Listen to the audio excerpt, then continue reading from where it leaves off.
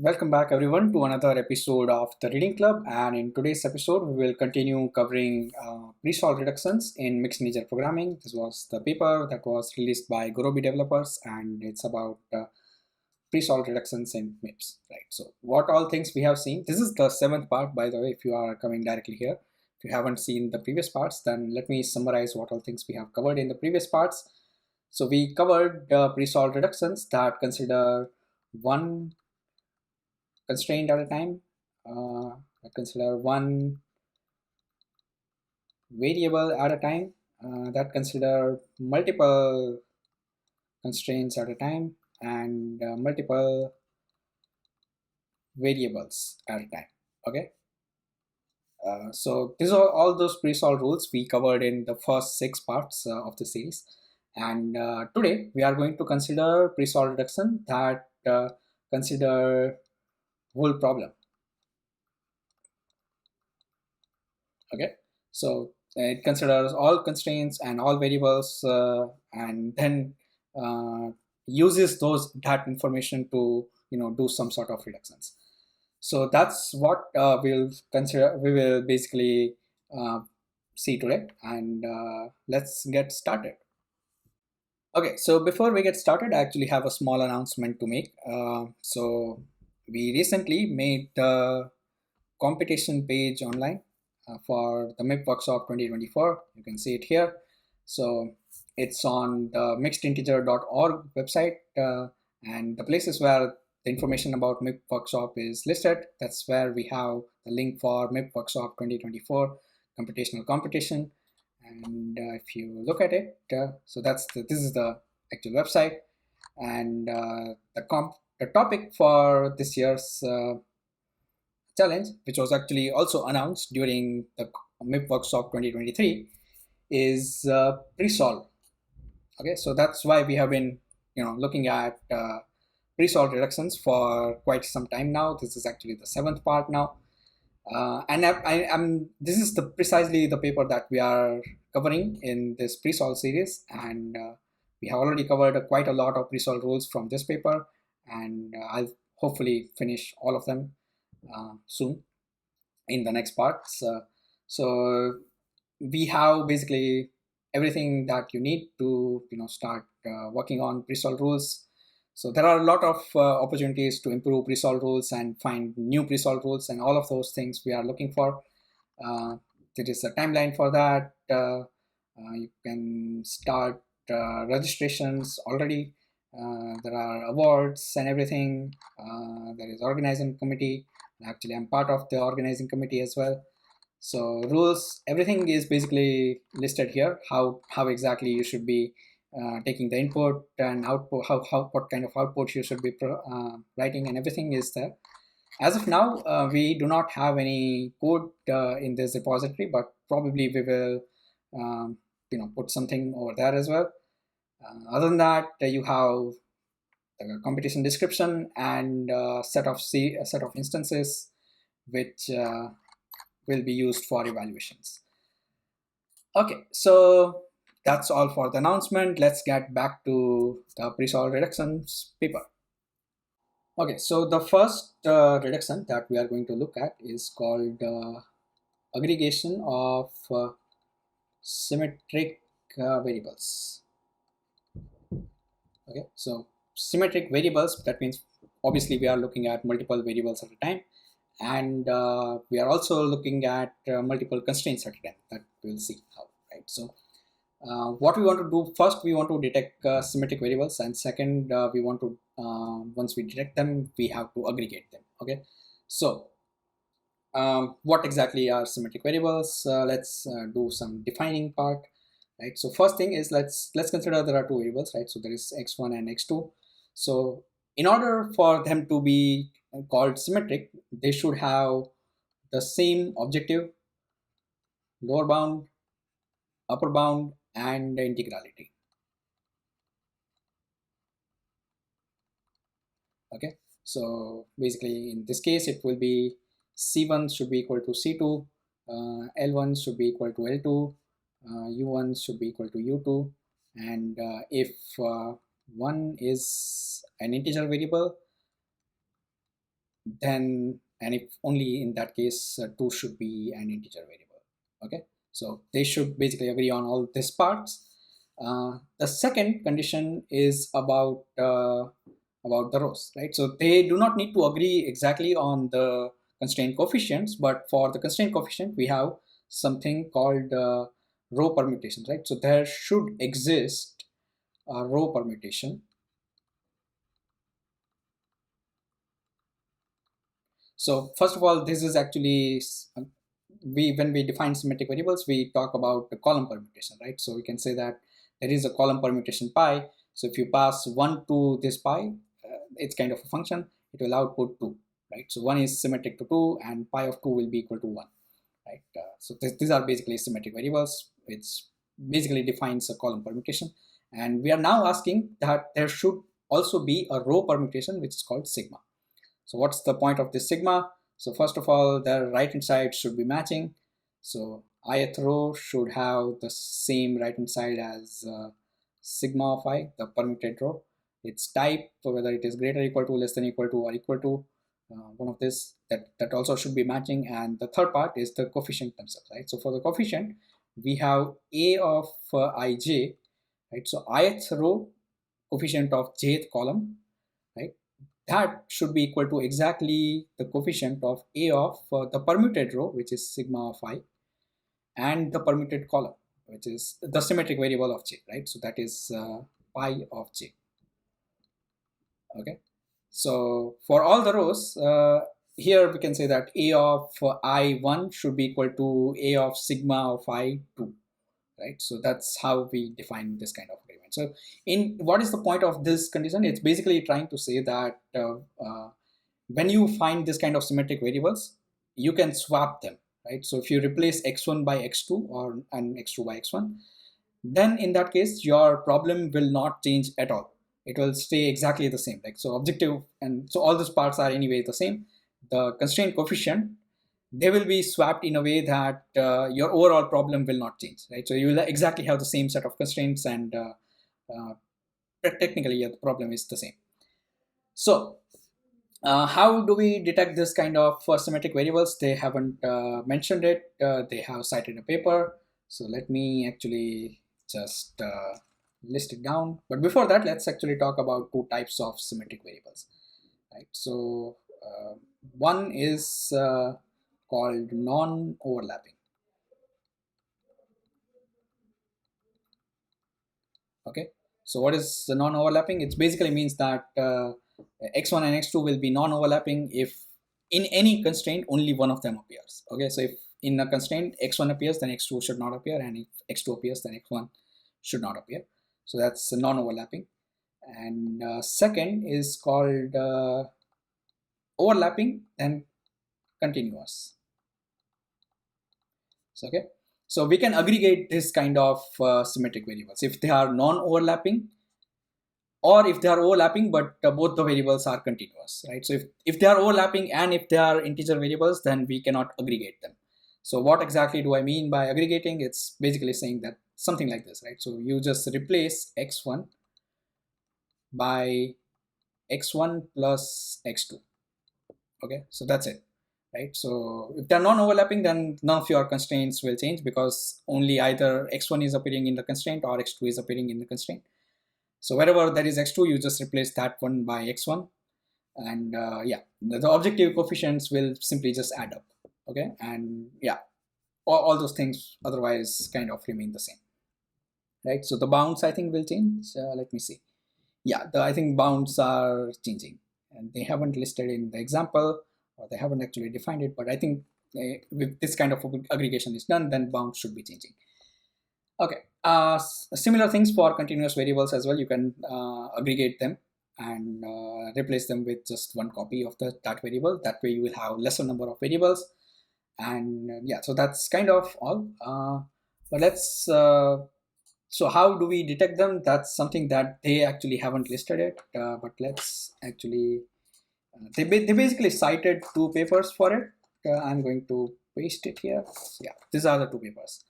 Right, so it's called exploiting structures in symmetric detection for CNF, and faster symmetry discovery using sparsity for symmetries, right? So I haven't read those two papers. I'm kind of curious about them. So let me know in the comments if you want me to read these papers and cover how to detect symmetric variables, right? So all the things that they have mentioned in this paper is about what to do after you detect symmetric variables. So this symmetric variables can again arise because of other presolved rules, and once they arise and once you aggregate them, then you can basically use other presolved rules to reduce even the number of constraints, right? So that's it has basically a big impact overall. In general, it doesn't. It is not applicable on a large number of models, but wherever it is applicable, it is showing like a large, very big impact, right? So overall, the speed up on instances is just 3%, but on the instances where it is actually uh, applicable, like where there are symmetric variables, on those cases we have impact of 36% in terms of time, right? So they are getting solved 36% faster, which is quite a lot. Just that it's not very applicable overall, but actually when their overall impact on hard instances, the instances which take over 1,000 seconds to solve, over there it is actually improving the speed by 16%. So it's not a trivial speed up, it's a very good speed up. So that's one Presolve rule. Let's take a look at more of this kind of Presolve rules, which take a look at entire problem at a time. Okay, so the next Presolve rule that we are going to consider is called probing. Okay, so we are going to fix our attention to binary variables. Okay, so let's say we have one binary variable xk. What we are going to do in probing is that we will fix it temporarily to 0 and propagate bounds and see what happens. Right, so it will change the bounds of all the other variables. Let's consider a particular one Lj, which has basically lower bound Lj and upper bound Uj. Okay, so in that case, we'll have different bounds. Let's just call them Lj 0 and Uj 0. Okay, and the same thing we will do it by fixing this same variable to 1 and observe its bound on all the other variables.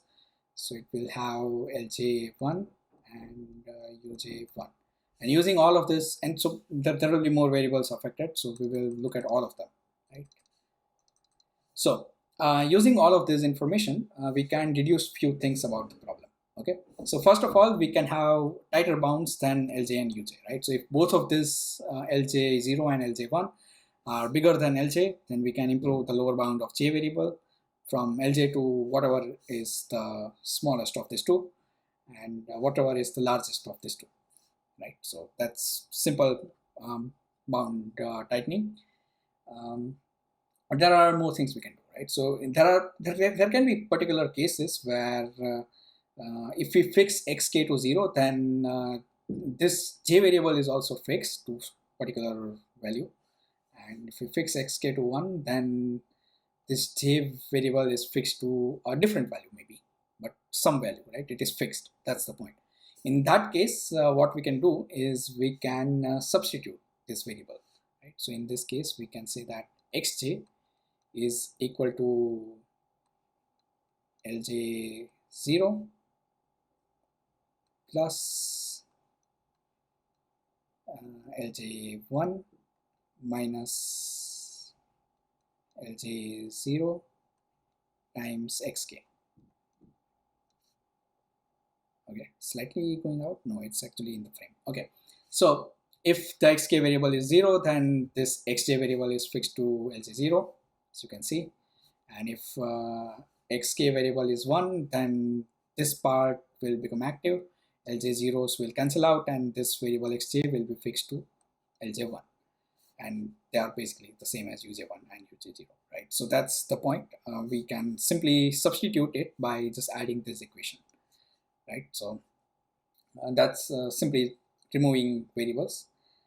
And I think that's kind of the two major implications. The third one is kind of very trivial, which is like if we fix xk to 0 and the problem becomes infeasible, then we have more deductions. We can always fix xk to 1 in our global problem because we don't want infeasible problems. So that's trivial one.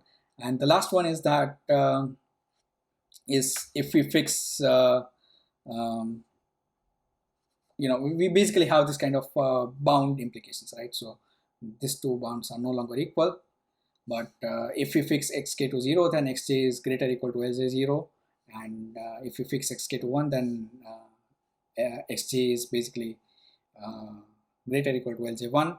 And this bound implications, we can actually use it for in various other presolve rules, or sometimes even in generating cuts, right? So that's basically what probing is doing. Okay, now this probing part is actually super expensive. Okay, it's very expensive, and it is also sequence dependent.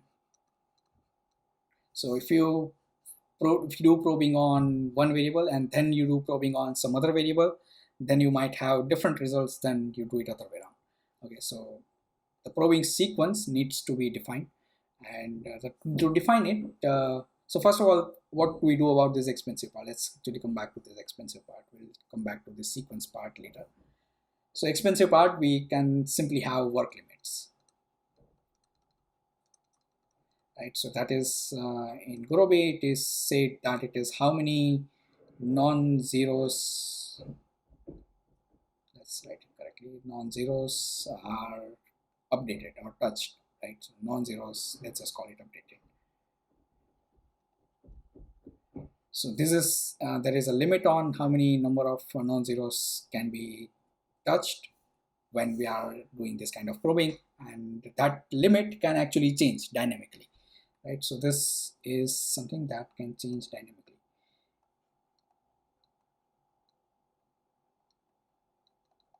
So if the probing is, it kind of seems like it is not doing something, not doing a lot of things, then we can reduce this work limit and we can get out of this probing part very quickly. And if it is actually doing things, then we can increase this work limit and do more probing, right? So that's the idea behind having work limits, dynamic work limits.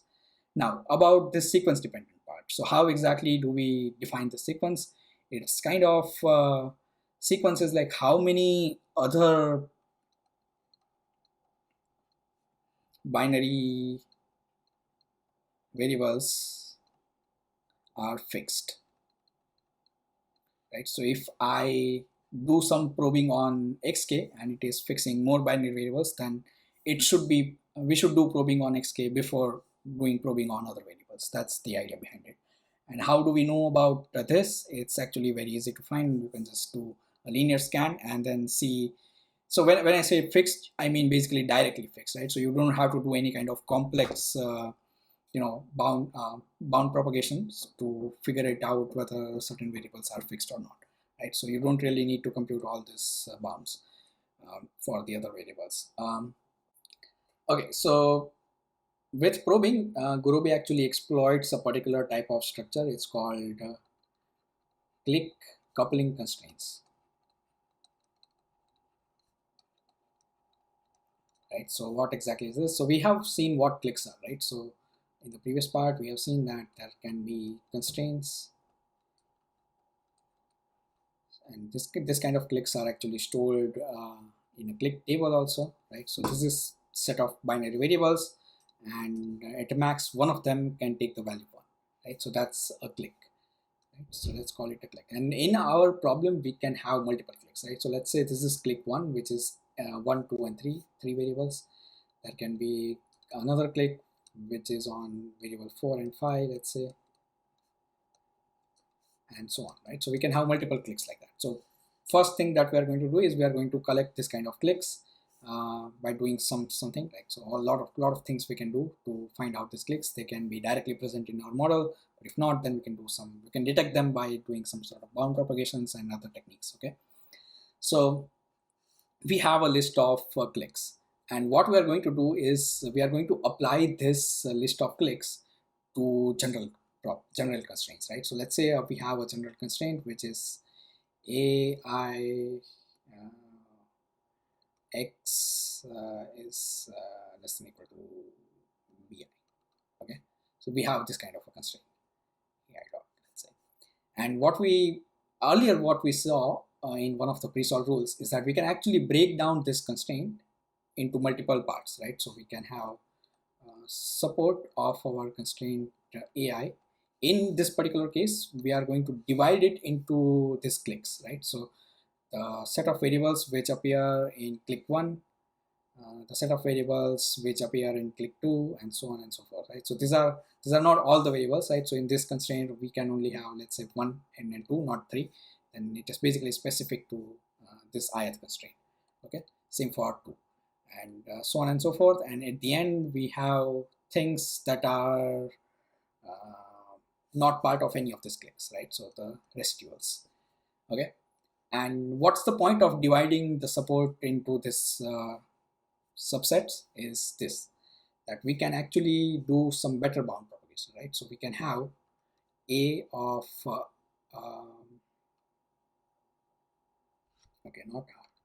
First of all, we have the row number, which is I, and then r I, x of ri, right? So this is first part, which is residuals, plus all the other cliques, right? So a, I, c, let's call it a particular index, k, I, and x, c, ki.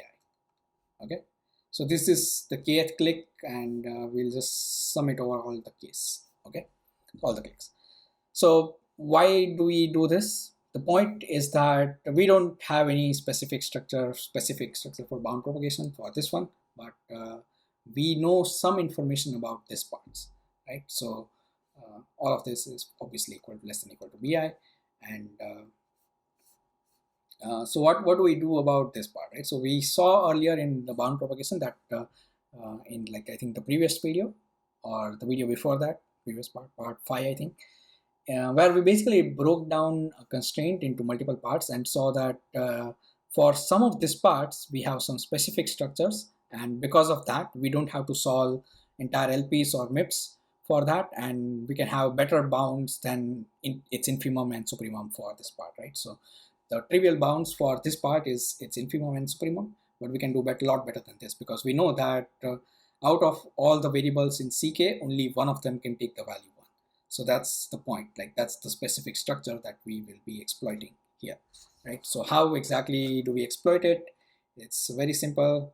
We just say that all of this is equal to YQ, right? So this is one variable.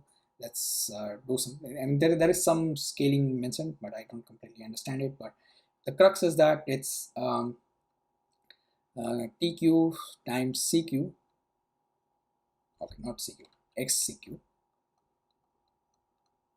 right? So this is the term which has been rewritten in this form.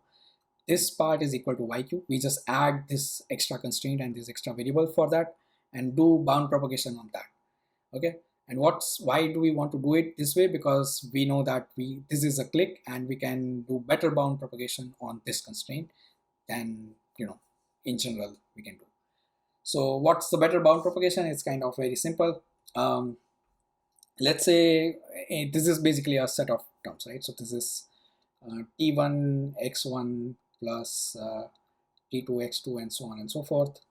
All of this is equal to yq, right? So if let's say a tj, right, if this tj is less than the lower bound of yq, in this case we basically know that the jth variable should be equal to 0, right?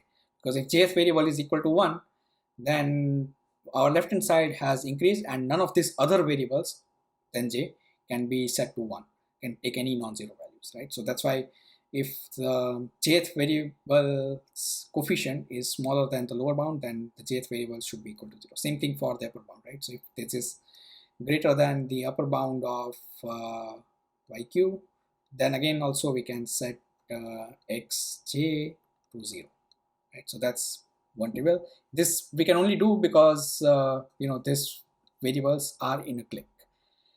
Now the bound for yq is also kind of easier to compute. It's basically minimum of all of these t values, t1, t2, and all of them, and maximum of this t1, t2, and all of them for the upper bound. right? So basically only two variables affect the bound of YQ, and they can be monitored very in a very non conventional way, which is called that they are kind of called watch literals, right? So let's say the lower bound of YQ is defined basically is as the minimum, which is, let's say, T1, right? So X1 defines the lower bound of Y1, and let's say X5 defines the upper bound of Y1. So until and unless X1 and X5 are updated, their bounds are updated, we don't really need to worry about the bounds of Y.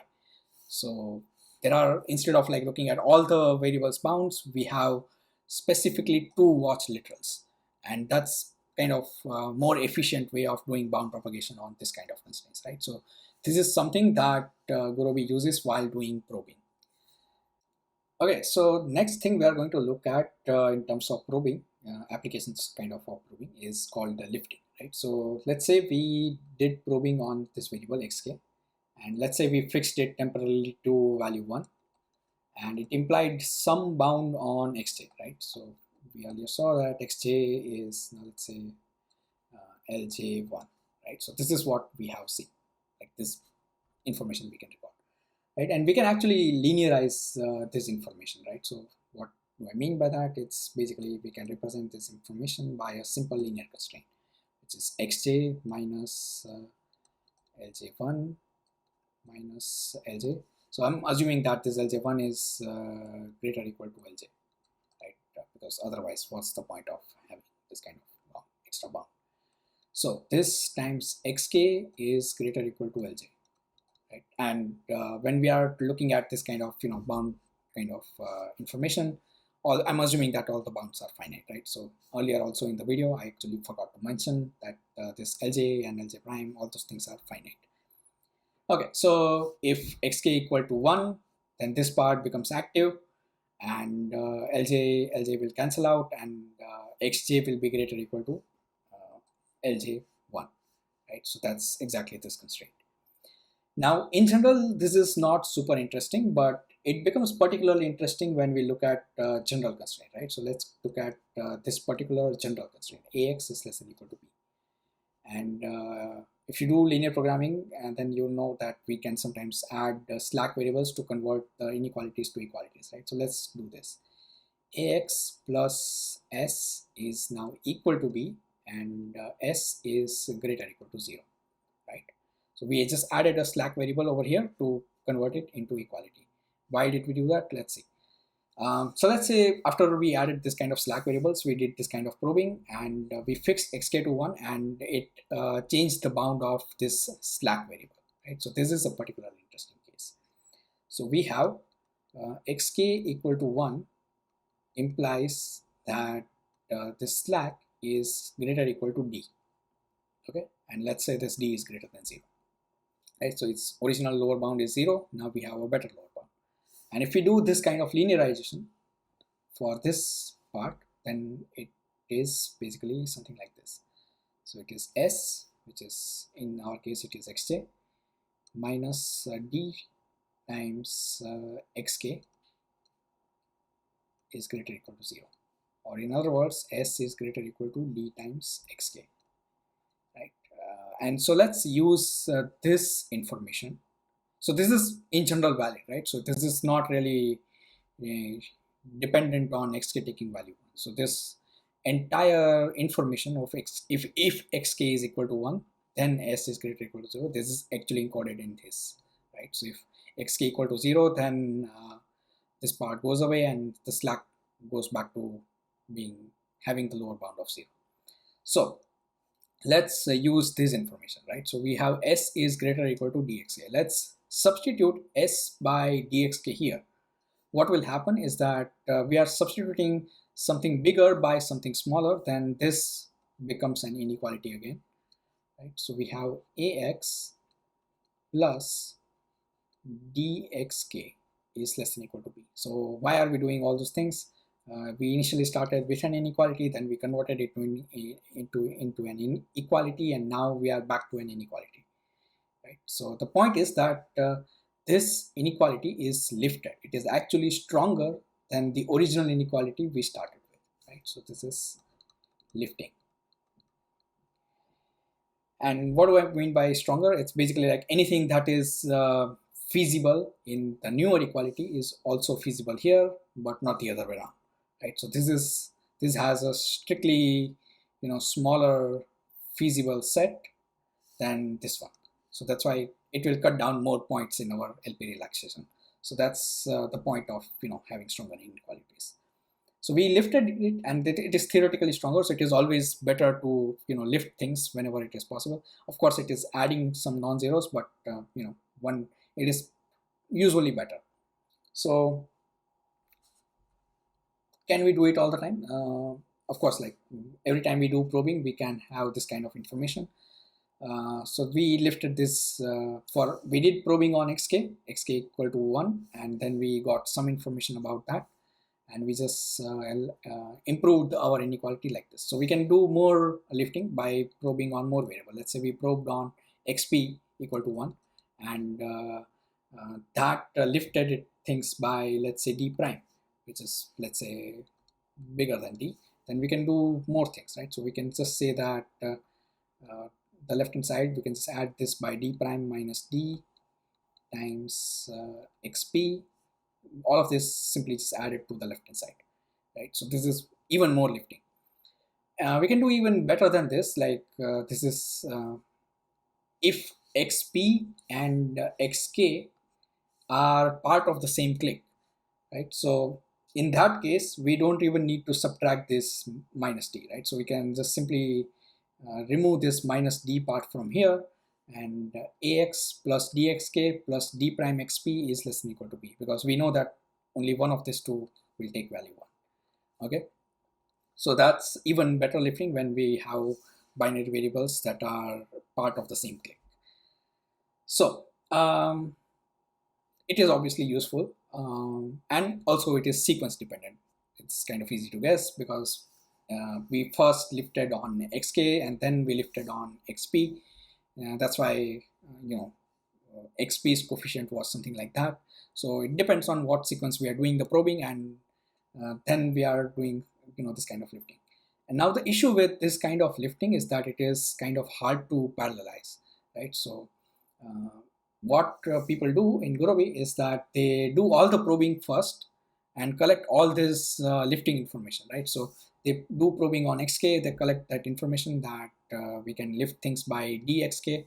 Then they do probing on xp, then collect information that it can be similar inequalities can be lifted by d prime, so on and so forth. And this is collected. They don't actually lift things.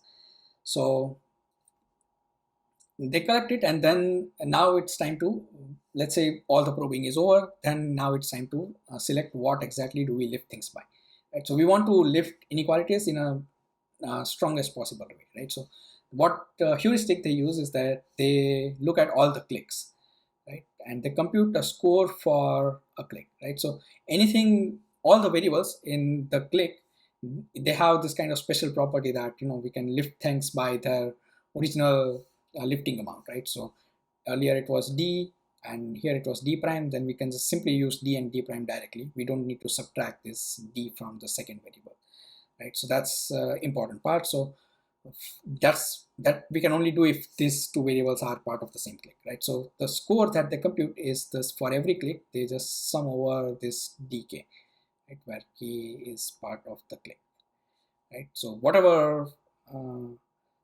this is the sum of coefficients that we are lifting this inequality by, right? So that's whichever has more lifting, that's what we use. So that's the idea, and that's, I think, pretty much all they have mentioned about probing. And probing is particularly an interesting Presolve rule. It actually is very impactful. It improves the solving time by 17% and or I think 18%. Let's see.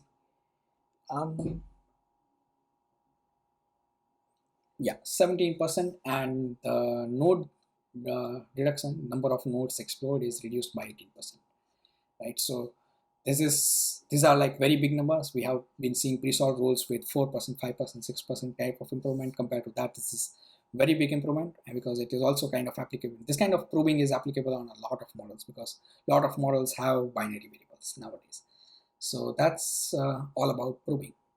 Okay, so now let's discuss one minor Presolve very quickly. Right, so it's not actually minor. The impact is kind of fairly large, but the theory part is not super complex, right? So it is, we have our problem, which is we are minimizing C transpose X, AX, let's say less than equal to B, right, and X in some bounds, right? So instead of this, let's say we have this kind of a problem, or maybe like after some Presolve rules, it has this kind of a structure, which is basically two components, CT U X U plus CTV XV, and the first component, one set of constraints are only here, which is, let's just say some constraints are U XU is less than equal to BAR, and the other set of constraints, let's say K, KV XV is less than equal to BK. Right, so this is like clearly disconnected components, right? So this part, this set of constraints and this set of variables do not really touch anything over here, and same on the other side, right? So there are completely two different MIPs we can solve. So one is this one. This is one MIP, and the other one is this MIP. Right, so these two are completely independent MIPs. We can simply solve them, and this can happen because of some other Presolve rules or some probing or something happened because of which they, or sometimes even the original problem is kind of already disconnected, right? So it has already this kind of disconnected components, and it's super easy to detect. It's not at all complex to detect. So once we detect them, all we have to do is we just have to solve this component separately, like as a smaller MIPs. Right, so if you have multiple threads, then obviously we can put one component in every thread, so we can have multiple components, right? So let's say we have few components, then like one every thread we can use. If you have only one thread, then it becomes tricky, because then if you solve them in a sequence, like you solve first component, then second component, third component, fourth component, it will take you a long time to even get one feasible solution. Right, so why? Because in order to get one feasible solution, you need to have one feasible solution for each component, right? And so if you are solving things in a sequence, then you have to wait till this one is solved, this one is solved, this one is solved, and the last one has at least one feasible solution. So if you don't want to wait till then you can solve what Gurobi is doing, and what you should be doing is solve them in an interleave fashion. I don't know if I spelled it right, but whatever. Okay, so the point is that we start with this component, let's say the smallest component or something. Let's keep the largest component for the main MIP solve at the end, but like say the smallest component, we just solve it with some, let's say 500 node limit, and then we pause this solving and then move to this component, and then we again solve this one for, let's say, some node limit, and so on and so forth, right? So once we reach here, then we go back all the way back to the first one, and so on and so forth. So that's how we basically handle this disconnected components. Nothing really crazy. They do it twice, one at the end of Presolve, one at the end of root node, and everything. So this apparently is very useful. It's, if you disable this, then it also has a fairly large impact, 6 to 7%. I don't exactly remember in terms of time, but particularly when the problem is super hard, then it has even bigger impact.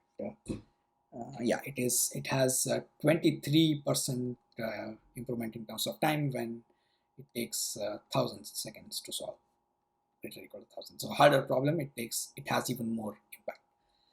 So that's the end of disconnected components, and I think this is all we are going to cover in this video. Okay, so let's quickly summarize what all things we have seen, right? So in this video, first of all, we discussed about MIP competition. So make sure that you visit that page and participate in the competition. It's kind of very, very useful, especially for students. It will give you a lot of benefits. So in terms of pre-solve rule, what all things we discussed? So one is that we discussed about symmetric variables, and then we discussed about probing. Right. So in probing, we discussed a couple of special application, which one of them was about Clique coupling constraint, and second was lifting, and finally we discussed the last thing was disconnected component.